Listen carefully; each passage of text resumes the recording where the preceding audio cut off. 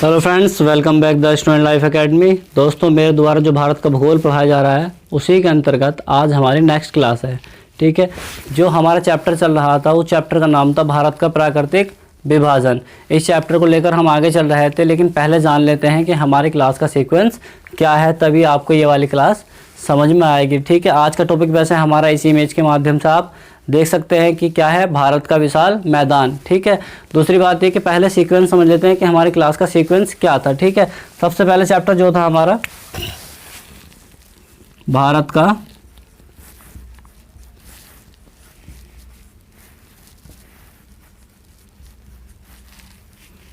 का प्राकृतिक विभाजन, ये चैप्टर चल रहा था। इस चैप्टर के अंतर्गत हमने किस तरीके से डिवाइड कर रखा था भारत को, ये देख लेते हैं। ठीक है, सबसे पहले हमारा जो था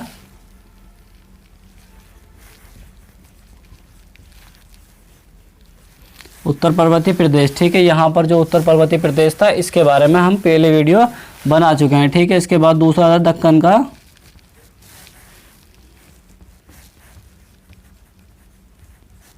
का पठार। ठीक है, यहाँ पर दक्कन का पठार था, इसके बारे में हम चर्चा कर चुके हैं। ठीक है, आज का जो टॉपिक है हमारा क्या है, भारत का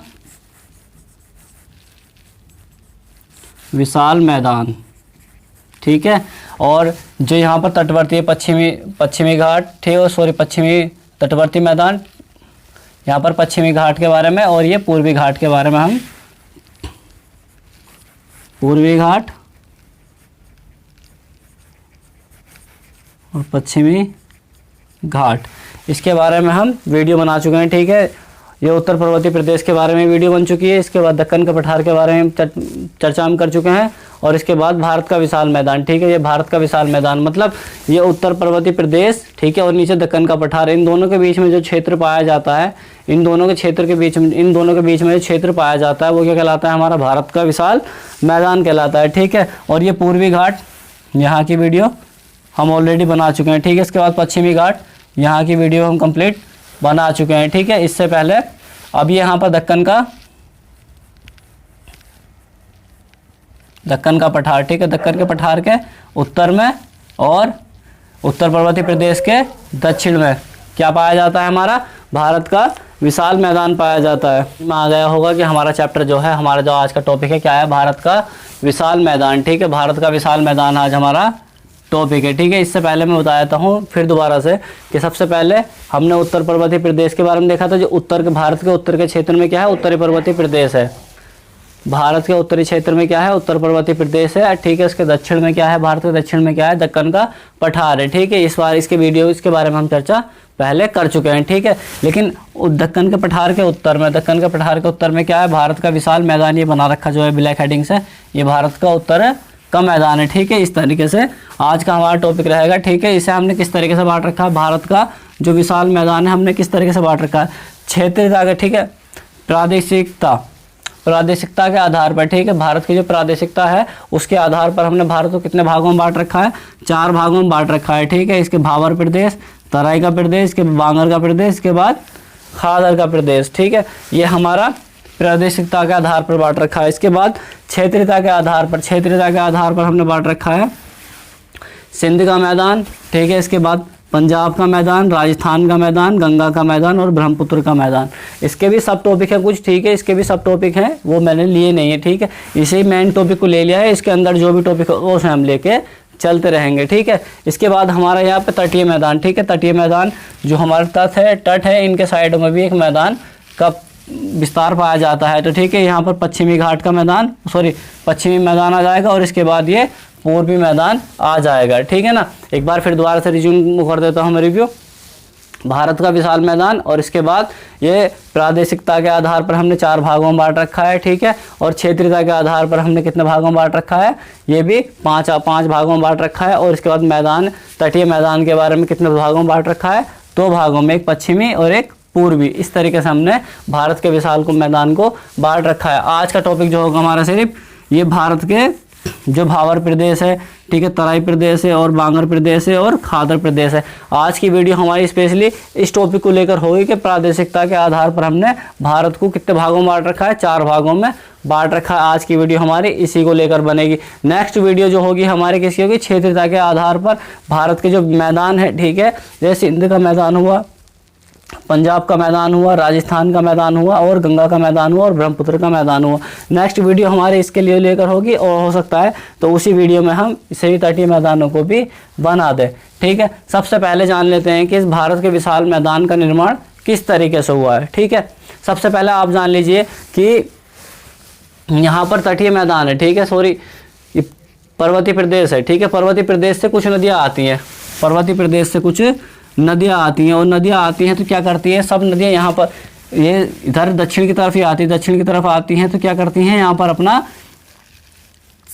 अवसाद लेकर आती हैं, ठीक है, मलबा लेकर आती है। जब ये मलबा लेकर आएंगे तो क्या करेंगे, अपने साथ गाद, कंकड़, पत्थर, मिट्टी क्या क्या लेकर आएंगी, ये सब चीज़ें लेकर आएंगी और इससे क्या होगा, भारत के विशाल मैदान का निर्माण हो जाएगा।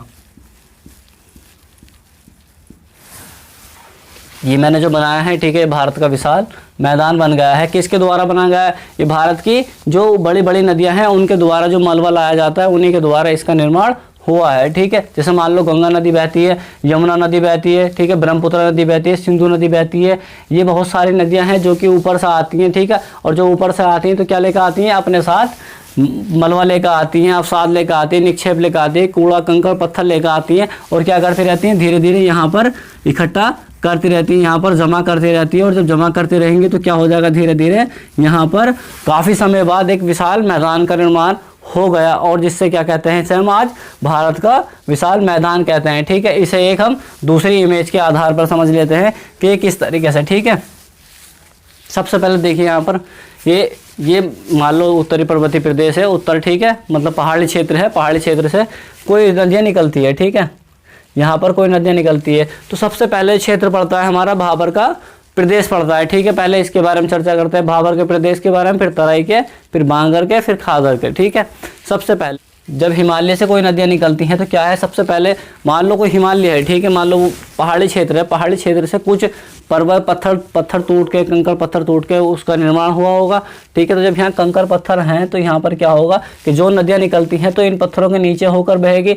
जब इन पत्थरों के नीचे होकर बहेगी तो क्या हो जाएगी, यहाँ पर नदियाँ विलुप्त हो जाएंगी, ठीक है। जब विलुप्त हो जाएंगी तो क्या होगा, यहाँ पर ये भाबर प्रदेश कहलाएगा, ठीक है। इसी के बाद जब नदियाँ थोड़ी सी और आगे चलेंगी और जब चलेंगे तो क्या होगा कि जो कंकड़ पत्थर मिट्टी होंगी उनके नीचे से क्या होगा, नदियों द्वारा एक थोड़ी थोड़ी रेता या थोड़ी मिट्टी, महीन मिट्टी क्या निकल कर आ रही होगी, इसके नीचे से निकल कर आ रही होगी, ठीक है। जब आ रही होगी तो धीरे धीरे वो जमा करती चली जाएगी। जब यहाँ से महीन बारीक रेत निकलकर इन भाबर प्रदेश से निकल कर आएगी तो इस प्रदेश में जमा करती रहेगी और जब जमा करती रहेगी तो क्या होगा, यहाँ पर एक मैदान का निर्माण हो जाएगा और जब वो मैदान का निर्माण क्या कहलाएगा, तराई का प्रदेश कहलाएगा, तराई प्रदेश कहलाएगा। और यहाँ पर क्या होगी, जो नदियाँ यहाँ पर विलुप्त हुई थी, जो नदियाँ यहाँ पर विलुप्त हुई थी वो क्या करेंगे, पुनः मतलब दोबारा से क्या हो जाएंगी, ऊपर निकल जाएंगी। जो भाबर प्रदेश से नदियाँ निकल कर आएंगे वो क्या करेंगे, तराई प्रदेश में दोबारा से दिखनी शुरू हो जाएंगी क्योंकि यहाँ से कंकड़ मिट्टी पत्थर के नीचे से कुछ अवसाद निकल कर आ रहे होंगे। जब अवसाद निकल कर आएंगे तो क्या होगा कि इस क्षेत्र में वो जमा होते रहेंगे और जब जमा होते रहेंगे तो क्या हो जाएगा, यहाँ पर एक मैदान का निर्माण हो जाएगा। जब मैदान का निर्माण हो जाएगा तो क्या होगा, उसे क्या, उस प्रदेश का क्या नाम पड़ जाएगा, तराई प्रदेश पड़ जाएगा, ठीक है। और जब तराई प्रदेश पड़ जाएगा तो यहाँ पर जितनी भी नदियाँ होंगी क्या होगी, अपना अपना जो ऊपर आ जाएंगे, ठीक है। और कुछ क्षेत्र में जाकर जब अलग अलग बिखर जाएँ, अलग अलग बढ़ जाएंगी, जब एक ऊंचा क्षेत्र होगा और ऊंचे क्षेत्र से जब नदियाँ चारों तरफ दिशाओं में बढ़ जाएंगे तो कहीं कहीं क्या होगा, दलदल का निर्माण भी हो जाएगा, ठीक। इसी तरीके से जब नदियाँ आगे आएंगी, ठीक है, इसी तरीके से जब नदियाँ आगे आएंगी तो वो भी अपने साथ कुछ मलबा लेकर आएंगी, कुछ कंकड़ पत्थर लेकर आएंगी तो क्या कर जाएगा, उस क्षेत्र को क्या कह देंगे हम, बांगर का प्रदेश कह देंगे, बांगर का प्रदेश कह देंगे। जब ये नदियाँ, जब यही मिट्टी, बांगर की मिट्टी ही जब क्या हो जाती है, प्राचीनतम हो जाती है, ठीक है। जब क्या हो जाती है, ये प्राचीनतम हो जाती है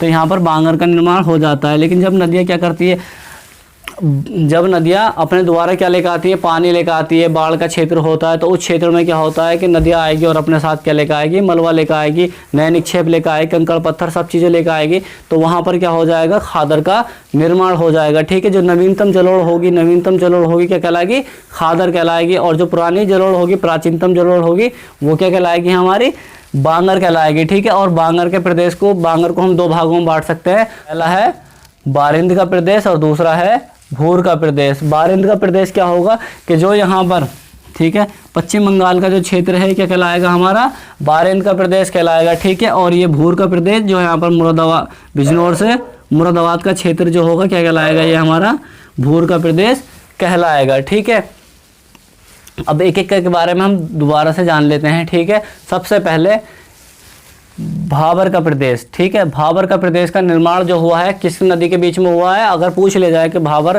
प्रदेश का निर्माण किन दो नदियों के बीच में हुआ है, तो सिंधु और तीस्ता नदी, सिंधु और तीस्ता नदी के बीच में किसका निर्माण हुआ है, भाबर प्रदेश का निर्माण हुआ है। ठीक है, और यहाँ पर क्या होता है, ये जो होगा क्षेत्र, ये क्षेत्र क्या होगा, छिद्रयुक्त होगा। यहाँ पर क्या पाया जाए, कंकड़ पत्थर का मैदान पाया जाता है। ठीक है, इसका निर्माण क्या हुआ, हिमालय, मान लो ये हिमालय है,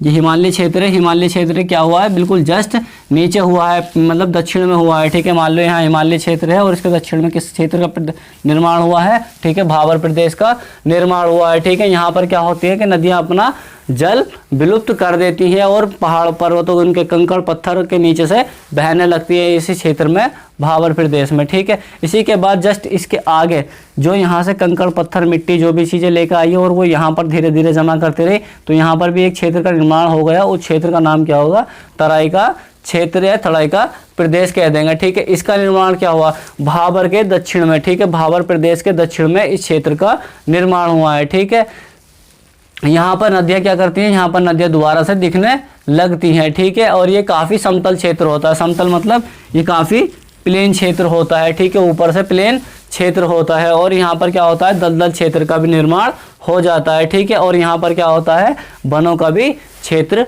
पाया जाता है। ठीक है, यहाँ पर वन भी काफ़ी मात्रा में पाए जाते हैं। ठीक है, इसके बाद हमारा क्षेत्र क्या आ गया, बांगर। ठीक है, बांगर, बांगर को हमने दो भागों में बांट रखा है, बारिंद का प्रदेश और दूसरा हमारा भूर का प्रदेश। बारिंद का प्रदेश, ठीक है, बारिंद के प्रदेश के बारे में भी चर्चा करेंगे, पहले हम बांगर प्रदेश के बारे में चर्चा कर लेते हैं। ठीक है, बांगर प्रदेश जो होता है हमारा क्या होता है, प्राचीनतम जलोढ़ होती है। मैं पहले बता चुका हूँ क्या होगी, प्राचीनतम जलोढ़ होगी। ठीक है, और ठीक है, यहाँ खादर की तुलना में क्या होगा, यहाँ खादर देखो, ये नीचे वाला क्षेत्र जो है हमारा डॉट डॉट करके जो बनाया है, ये खादर की तुलना में क्या होगा, अधिक ऊंचा होगा। ये क्या होगा, अधिक ऊंचा होगा। ठीक है, और यहाँ पर बाढ़ का पानी नहीं पहुँचता है। ठीक है, और खादर में क्या होता है कि जल्दी पानी बाढ़ का पहुँच जाता है। ठीक है, यहाँ प्रतिवर्ष बाढ़ आती है, लेकिन यहाँ पर जल्दी से, यहाँ पर प्रतिवर्ष बाढ़ आती है खादर प्रदेश में, लेकिन बांगर प्रदेश में बाढ़ जल्दी से नहीं आती है। ठीक है, इसका निर्माण, ठीक है, इसका निर्माण जो हुआ, बांगर प्रदेश का निर्माण जो हुआ है, दो नदियों के बीच में हुआ है। ठीक है, कौन कौन सी दो नदियां हैं, ठीक है, एक तो गंगा है और एक यमुना। ठीक है, यहाँ पर गंगा इस तरीके से बहती है और यमुना, इन दोनों के बीच का जो क्षेत्र होगा क्या कहलाएगा, हमारा बांगर क्षेत्र कहलाएगा। अब बारिंद प्रदेश के बारे में चर्चा कर लेते हैं। नंबर 1, ये बारिंद का प्रदेश है। बारिंद का प्रदेश क्या होगा, यहाँ पर जो मैंने बताया था अभी ये, ठीक है, पश्चिम बंगाल जो है, पश्चिम बंगाल के क्षेत्र में क्या होता है, डेल्टाई क्षेत्र होता है और इस डेल्टाई क्षेत्र में किसका निर्माण हुआ है, बारिंद प्रदेश का निर्माण हुआ है। ठीक है, यहाँ पर जो बना है ये क्या बना है, प्लास्टोसीन में इसका निर्माण हुआ था। ठीक है, अब इसका क्या हुआ है कि अपर्दन होने के कारण मान लो जैसे ये कोई क्षेत्र है, ठीक है, और क्षेत्र क्या हो गया, धीरे धीरे अपर्दन हो रहा है। अपर्दन मतलब थोड़ा सा ऊपर से घिसता जा रहा है, तो उसके द्वारा क्या हुआ है कि यहाँ पर एक लैटराइट मिट्टी का निर्माण होता जा रहा है। क्या हो रहा है, लैटराइट मिट्टी का निर्माण होता जा रहा है। इसी तरीके से हमारा दूसरा क्षेत्र जो है भूर प्रदेश है। ठीक है, भूर प्रदेश का निर्माण भी क्या हुआ है, प्लास्टोसीन काल में ही हुआ है। इसका निर्माण भी क्या हुआ, प्लास्टोसीन काल में ही हुआ है। ठीक है, इसका जो विस्तार है, ठीक है, मैंने जो बताया इसका विस्तार कहाँ से है, यहाँ पर बिजनौर से लेकर मुरादाबाद के क्षेत्र में। ठीक है, बिजनौर से लेकर मुरादाबाद के क्षेत्र में, जो कि उत्तर प्रदेश में पड़ता है। ठीक है, और उसी क्षेत्र में क्या है, भूर का प्रदेश है। ठीक है, भूर के प्रदेश में क्या पाया जाता है, ये वाला क्षेत्र पाया जाता है। यहाँ पर कंकड़ मिट्टी पत्थर अधिक मात्रा में पाए जाते हैं और इसका निर्माण कब हुआ है, कब हुआ है इसका निर्माण, प्लास्टोसीन काल में हुआ है। ठीक है, इस मिट्टी को क्या कहते हैं, इस मिट्टी मान लो जैसे कि कोई मिट्टी है, ठीक है, इस मिट्टी के ऊपर क्या हो जाता है, सफ़ेद परत जम जाती है, ठीक है, सफ़ेद परत जम जाती है, तो इसे क्या कहते हैं बिजनौर में, रह या कल्लर कहते हैं। इस क्षेत्र में क्या कहते हैं, इसे रह या कल्लर कहा जाता है, ठीक है। इस तरीके से ये कंप्लीट हो गया। और इसके बाद हमारा जो बचा नेक्स्ट 4 नंबर का क्या बचा हमारा, खादर, ठीक है। खादर क्या होती है, नवीनतम जलोढ़ होती है, ठीक है, बांगर प्रदेश के द्वारा, ठीक है, जो क्षेत्र के, जो नदियों के द्वारा क्या लाई जाती है, नवीनतम जलोढ़ लाई जाती है। नवीनतम जलोढ़ कैसे आती है, यहाँ पर क्या होता है, प्रतिवर्ष बाढ़ आती है, यहाँ पर प्रतिवर्ष बाढ़ आती है। और जब बाढ़ आती है तो क्या होता है, इस क्षेत्र में नवीनतम जलोढ़ का निर्माण होता रहता है, ठीक है। तो यहाँ पर खादर क्षेत्र को हम कहते हैं नवीनतम जलोढ़ का प्रदेश भी कह सकते हैं, ठीक है। और खादर प्रदेश को हम यहाँ पर नवीनतम जलोढ़ होती है, ठीक है। और ये क्षेत्र बांगर प्रदेश की अपेक्षा देखो, बांगर प्रदेश की अपेक्षा खादर प्रदेश क्या होता है, हमेशा नीचा होता है और यहाँ पर प्रतिवर्ष बाढ़ आती है, ठीक है। और इसका विस्तार जो है, इसका विस्तार खादर प्रदेश का जो विस्तार है कहाँ पर है, बिहार में है, ठीक है। बिहार में प्रतिवर्ष बाढ़ आती है, उत्तर प्रदेश के पूर्वी क्षेत्रों में बाढ़ आती है, ठीक है। और जो उत्तर प्रदेश से सटे क्षेत्र हैं, उन क्षेत्र को हम क्या कहते हैं, खादर प्रदेश कहते हैं। और पंजाब में इसी क्षेत्र को क्या कहते हैं, बेट कहते हैं, इसी क्षेत्र को बेट कहते हैं, ठीक है। इसी तरीके से आपको मैं एक बार दोबारा से रिवाइज करा दूं, ठीक है, कि प्रादेशिकता के आधार पर क्या हुआ कि भावर प्रदेश, इसके बाद तराई प्रदेश, बांगर प्रदेश और खादर प्रदेश, इस तरीके से बांटा था। और इस तरीके से हमने यहाँ पर देख लिया कि भारत का विशाल मैदान किसके द्वारा निर्माण हुआ है, इसका नदियों द्वारा इसका निर्माण हुआ है, ठीक है। और इसी तरीके से मैंने यहाँ पर एक मैप के द्वारा ये नक्शा बनाकर आपको दिखा दिया कि हिमालय क्षेत्र से जो नदियाँ निकलती हैं, ठीक है, वो क्या होती है, कंकड़ पत्थरों के नीचे से बहने लगती हैं, तो उस क्षेत्र को हम क्या कहते हैं, भाबर प्रदेश कहते हैं, ठीक है। और जब उससे आगे, ठीक है, जो पत्थर हैं, कंकड़ हैं, मिट्टी जो उसके नीचे से खिसक के आती है और अगले क्षेत्र में पहुंच जाती है, तो उस क्षेत्र का एक नए क्षेत्र का निर्माण होता है जो कि समतल होता है। वो क्षेत्र क्या कहलाता है, हमारा तराई प्रदेश कहलाता है, ठीक है। और जो तराई प्रदेश होता है, जो है तराई प्रदेश से आगे का क्षेत्र होता है, ठीक है, जो नदियों द्वारा लाया जाता है, ठीक है, कंकड़ पत्थर जो भी होते हैं, उससे क्या होगा, यहाँ पर बांगर प्रदेश का निर्माण हो जाएगा। और ये क्षेत्र खादर की तुलना में अधिक ऊंचा है, ठीक है। बांगर प्रदेश में क्या होता है कि बाढ़ जल्दी से नहीं पहुंचती है, जब बाढ़ का पानी वहां तक नहीं पहुंचता है, लेकिन खादर प्रदेश में प्रतिवर्ष बाढ़ आती रहती है। इस तरीके से आपने इस चीज़ को समझ लिया होगा, ठीक है। नेक्स्ट वीडियो जो होगी हमारी किसको होगी, क्षेत्रीयता के आधार पर हम क्या करेंगे, भारत का विशाल मैदान देखेंगे, ठीक है। सबसे पहले हम सिंध का मैदान देखेंगे, पंजाब का मैदान, राजस्थान का मैदान, ब्रह्मपुत्र गंगा का मैदान और ब्रह्मपुत्र का मैदान। इसके भी कुछ सब टॉपिक है, ठीक है। जैसे पंजाब का पांच मैदान है वहाँ पर, ठीक है, 5 दोआब के बारे में कहा जाता है, ठीक है। इस तरीके से इसे भी देख लेंगे। और गंगा के मैदान को भी देख लेंगे, दोआब क्षेत्र कहा जाता है। और ब्रह्मपुत्र का मैदान को भी देख लेंगे आगे। और हो सकता है तो हम इसी क्षेत्र के अंतर्गत हम क्या कर देंगे, नेक्स्ट वीडियो बनाने की जरूरत ना पड़े, इन दोनों को आपस में इंक्लूड कर देंगे और एक ही वीडियो में कंप्लीट कर देंगे, ठीक है।